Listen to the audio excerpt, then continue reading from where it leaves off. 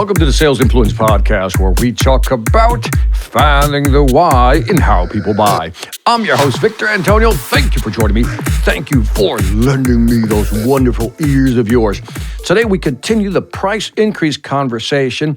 This tactic, I call this one the extend and end tactic for providing price increase. Ooh, I love giving them cool names like that. Extend and end. Anyway, extend means obviously you're going to extend the contract or the time period, and then eventually it ends.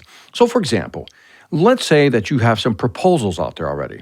You're going to tell the client, look, Mr. Client, we're going to honor the agreements in place for the life of this contract. So let's say you have a 1-year contract with them. You let them know, hey, for the life of this contract, we are not going to increase price. Or if you're putting out a new proposal, you can tell them something like this. We'll honor those for the next 90 days. In other words, proposals that are already out in the field, you're going to honor them for the next 90 days, after which you will end those pricing increases, I guess those established pricings. Now, after you provide them with new pricing, remember, tactic 1 is always tell them why.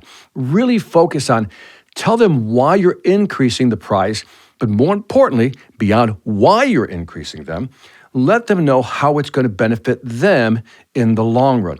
Now, by letting a customer know, look, we'll use these pricing till the end of the contract or for the next 90 days, this obviously gives the client the option to take advantage of the lower prices. Now, this is important. It gives them the option. The key word here is options. Clients won't feel like you're coercing them, pushing them, making them accept new pricing by giving them an option. So again, you're saying to them, look, you don't have to buy anything for the next 90 days or, put in an order. But if you want to take advantage of this, you may want to consider doing that. Now, again, we can come up with different scripts. For example, I would say to one of my clients something like this. Our prices go up next week by 10%. Now, I've just told the customer it's going to go up by 10%. But now remember, but always negates whatever came before that. So our prices go up next week by 10%, but for you, existing client, preferred client, Mr. Customer, we're going to honor all the pricing or proposals for the next 90 days. And again, you're giving them the option to take advantage of the existing pricing.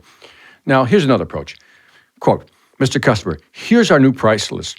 Now, please note that as a preferred client, how do you like that? Let them know they're a preferred client. As a preferred client, the pricing you currently have will be extended for another 90 days. I love that. Let me say that one again. It has great phraseology here. Mr. Customer, here's our new pricing list.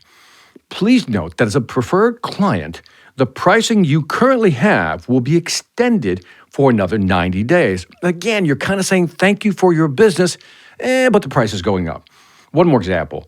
Again, script it your way to fit your needs. Mr. Client, as of last month, we've changed our pricing. In order to minimize the impact on your budget or cost, we will hold off on the price increase for 3 more months. Look at the way that was phrased. It's almost I'm doing them a favor. Let me say it again. Mr. Client, as of last month, we've changed our pricing. Fact, right? Then you're going to say something like this. You're thinking about the customer now. You're being customer-centric here. You say, in order to minimize the impact on your budget or cost, Mr. Customer, we will hold off. I love that phrase. We will hold off on the price increase for 3 more months.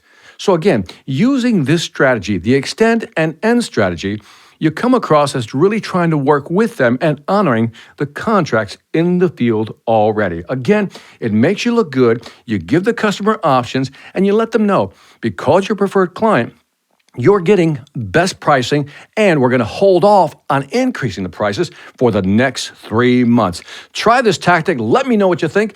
And that is it for the Sales Influence Podcast. Leave me some feedback on iTunes, Stitcher, YouTube, Pandora, Spotify, or wherever you find me. And after you do that, again, check out the Sales Velocity Academy. Got some great new courses to help you sell more faster. And on that note, this is Victor Antonio, always reminding you, selling ain't hard when you know how. Take care.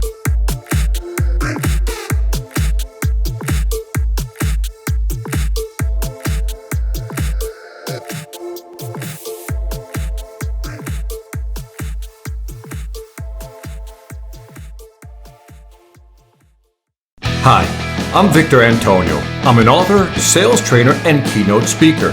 I'm often asked, what makes a great speaker? Is it someone who delivers real content that the audience can use?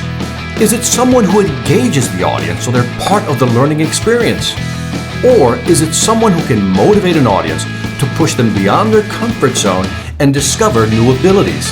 The answer is yes. But the most important thing to remember is that I'm not there to look good. I'm there to make my client look good. Simply put, it's never about me, and it's always about them.